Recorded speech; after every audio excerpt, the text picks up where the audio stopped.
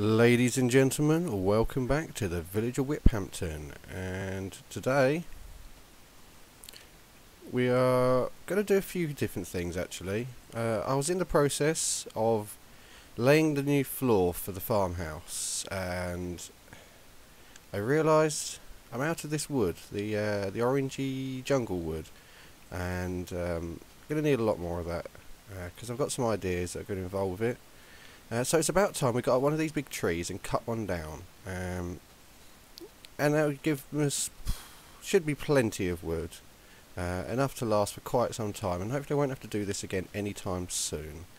But for now, this one, I think this very first one is looking good. So the vines all the way up it, we can use those, and we'll go through this little technique that I use to get these trees, because they do provide a ton of wood, so you only need the one, and that lasts for ages. So we'll get up into the branches.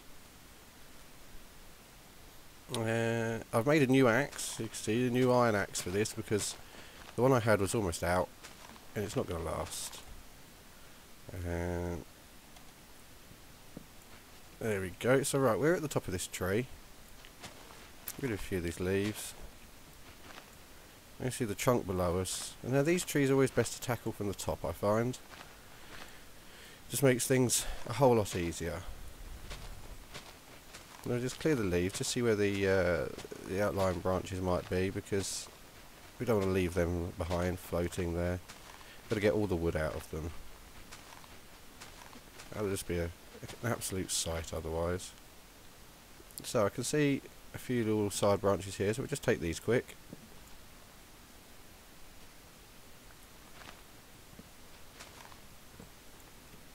There we go, and this here.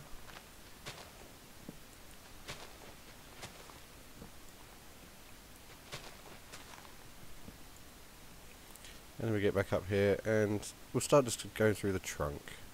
Best thing to do, I find, is to stand right here, right in the centre of the trunk, and just chop round in a circle. Each layer as you go, and you'll drop onto the next layer as you go down. It doesn't take very long at all. As you can see, we're already moving down at a good rate. Just have to try and avoid getting a bit dizzy with all this spinning around. And you just do that to the bottom. Always along the way, just check in for anytime you get to leaves, to check for any more branches that you might have missed. I think we've got them all from here though. As the leaves are coming away anyway, it makes it quite obvious. See, there's another one there. We'll get down to that in just a sec. There we spin our way down.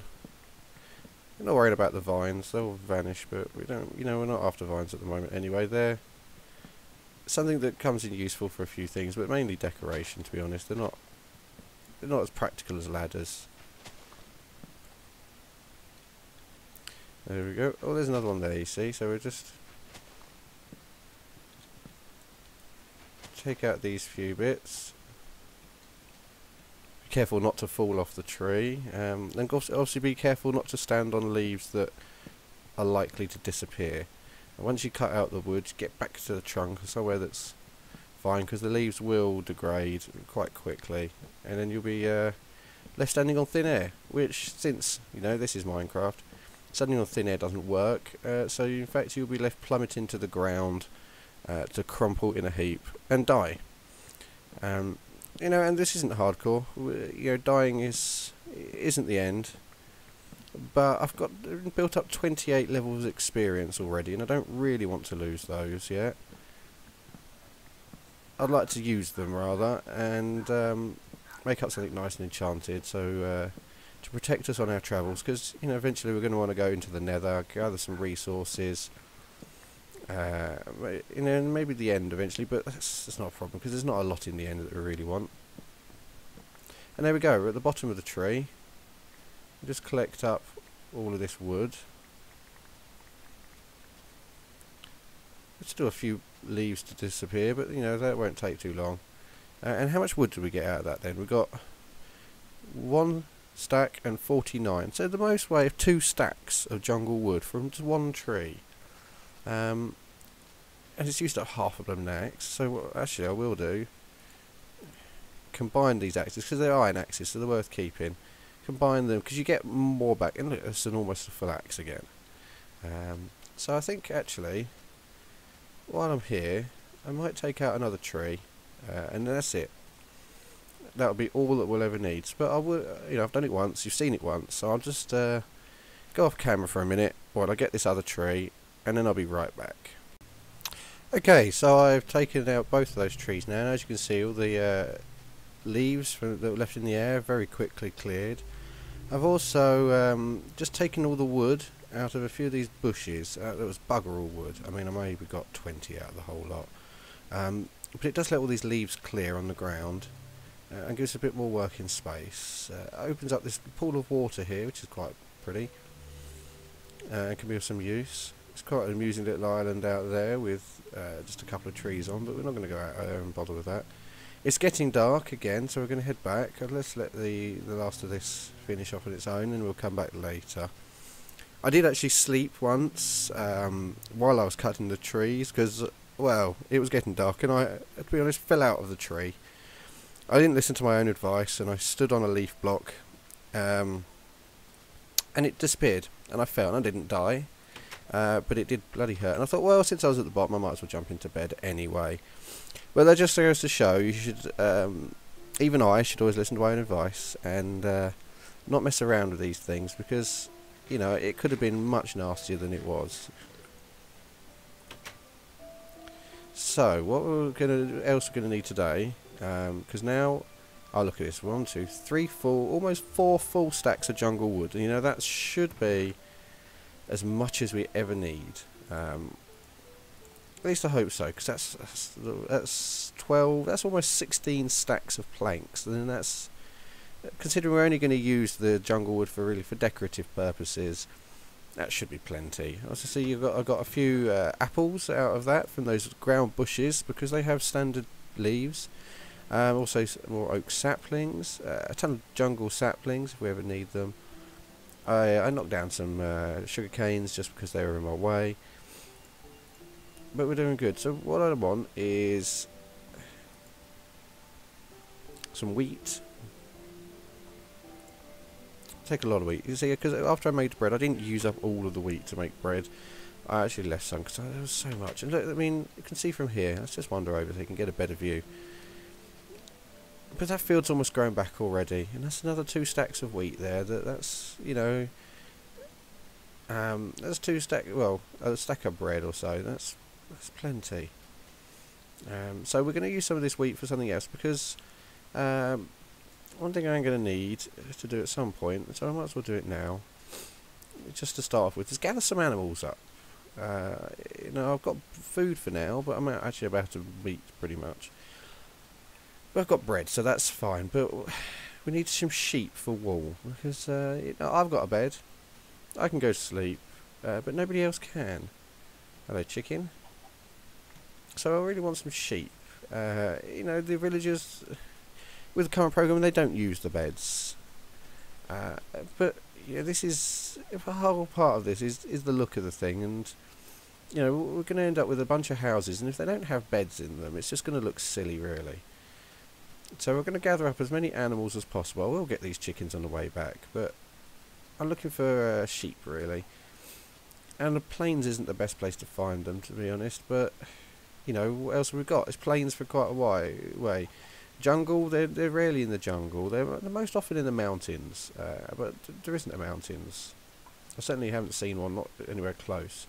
There's 100 damn chickens out here, that's for sure. That's going to be a nice little flock of them. We'll just draw them back in close to the village, and leave them there while we make a pen, because they will wander off, but not that quick. We've got time.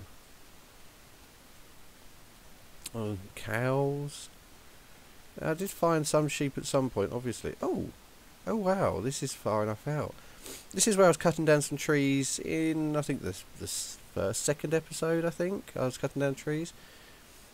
But I haven't been out here again since. And it just sort of demonstrates the way that the game shuts off chunks that you're far enough away from. I mean, this has been, of actual game time, hours. I mean, in real time, it's been a couple of weeks, because, an episode or two, an episode every couple of days. That's how long it takes. But in game time, pure gameplay, this has been hours and hours, and this stuff's still sitting here. A few leaves and things.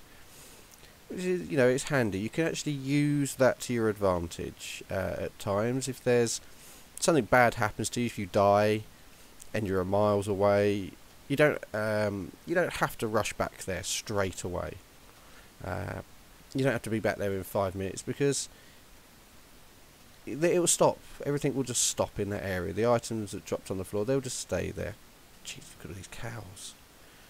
Well, I'm not finding any sheep at the moment, but I'm going to keep looking. But yeah, so the timer will stop and everything. So you don't have to be back and collect stuff in 5 minutes technically. You just have to do it within 5 minutes of being in the area where they dropped, or close enough at least. There's some surface lava here. That's going to come in handy at some point. So yes, if you ever die, and you know you're miles away from home, you don't have to feel like you're going to run back there naked and everything. Take some time, put on some new armour, get a new sword. Oh, wow, that's quite pretty. Yeah, get a new sword and some food, and make your way back there properly, because it'll still be there. The only time you ever got to worry is if you're mining right underneath your house or something. You're down at bedrock, but it's right under your house. Then that's not such a ideal situation. Right, so I've not found any sheep here at all. There's a whole blooming forest here, but there's no sheep in it. There's 100 cows, well that's it. So we're going to run out of daylight sooner or later, so what I'll best do is just put some wheat in my thing and just try and draw back all the animals that we can. Hello cows. Hello. Hello. Oh, how if I had wheat? There we go. Hello. They're not interested in bread particularly, but they do like the wheat. So another thing about leading animals, which people don't realise, is you don't actually have to face them the whole time. So you can see where you're going. If you move slowly, you can watch where you're going, but look, they're all still following. I've got the wheat. They see me with the wheat. They don't have to be looking directly at the wheat the whole time. And they will still follow. You know, we might want to check every now and again just to make sure they're still there, but there shouldn't be a problem. Now I've just got to remember way back home. We're picking up a fair few cows here. I'm going to pick up a ton of chickens on the way back as well. The only thing to remember is just not to get too far ahead of them. And the only other problem with this is that when you get to a certain point, they kind of crowd each other out. There's not a limit to how many animals can be interested in a single piece of wheat, but you get this situation right there. You get little steps in the land, and one of them will get caught behind the others, and then a couple more will get caught. And let's see if we can get around this. And then you end up with a couple of them far enough away that they lose interest and you have to go back, and then you end up drawing the ones you've already got back. Or you lose them because you take the wheat out your hand and they wander off. Sheep. Hello sheep. Right, you at least, you're definitely coming with. Come on cows. God, I've got a whole herd of them here.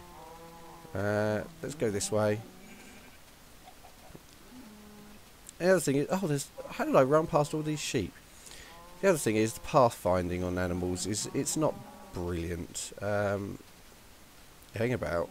I think that's snow. I don't remember snow. We've walked in the wrong direction here. Come on, this way. This way. I think it's this way. Oh God, I'd hate to be lost out here at night, leading a bunch of bloody animals. This could get quite serious. So let's just get back there fairly quick. Obviously bringing up as many of these animals as we possibly can. This way. Oh, this is going to be fun, isn't it? Getting them up this hill is going to be... Getting the cows up the hill. Getting the cows up the hill. Come on, up the hill. That's it. Oh, God, have I got to think of names for all of you? Oh, look, already now we've got a cow. No, he's still interested. He, she, it. Animals in this game are fairly indeterminate sex. They all seem to be hermaphrodites, because they can all breed together. Pity you can't breed animals with other animals though, really. That would be fun. Woolly cows, chickens with horns, maybe, pigs with udders, of course cats with thumbs. Sorry, that's a little local, well, a little TV joke there. They're all still coming, they're all still coming. I hope I'm going the right way, I really do, because I did kind of lose my way a bit. Obviously we end up, as you see from ending up near the snow, we didn't pass any snow on the way here, so we shouldn't have passed any on the way back. But somehow we did. That's it, come on, all through the little gap. Oh God, getting all through that gap's a pain, isn't it? No, right, they're through, good. Now this way. Oh God, this is a nightmare. This is an absolute nightmare. Well, I don't remember passing any pumpkins either, to be honest. I think, let's get round this pool of water. Come on everybody, round the pool, don't just go swimming or anything. Let's go around this and get up to a hill. So yeah, up a hill over here. I'm going to see if I can see where I am. Have I gone? Yeah, oh God, the sun's going down. You just stay here a second, animals. Mill around. I have no idea where we are. This is we're in extreme hills biome now. There's not one of those near my house. Oh balls. We might be in trouble here. Right. I should probably have paid more attention on the way out. I was just so happy to find animals. And the moon's up. What do I have on me? No iron, no redstone. I can't make a compass. I am going to have to... oh dear. I'm going to have to think of something here. Just gather up these two animals from here. That's it. Come on. Come on, come on. Come on. I mean, I've got armour on. I've got my lovely diamond sword. That should keep me safe. I just have no idea how we get home. I mean, that's a plains over there. I'm assuming that's the right plain. So let's just try going this way. Let's see if we can gather everybody up again. That's it. You guys coming? Get out of that tree. Oh God, skeletons are spawning already. Come on. Come on. Come on, everybody.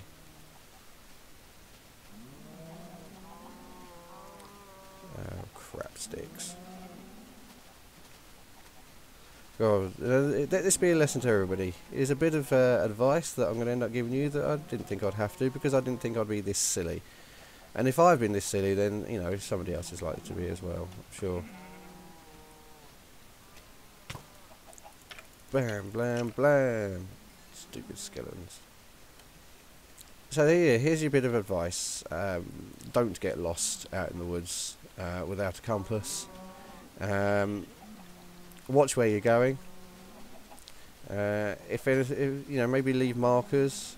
That's always a good way to play it, is to leave indications of where you've been and where you've got to go home. I mean, once I get close enough, obviously it won't be a problem. Oh God, there's a whole swarm of them.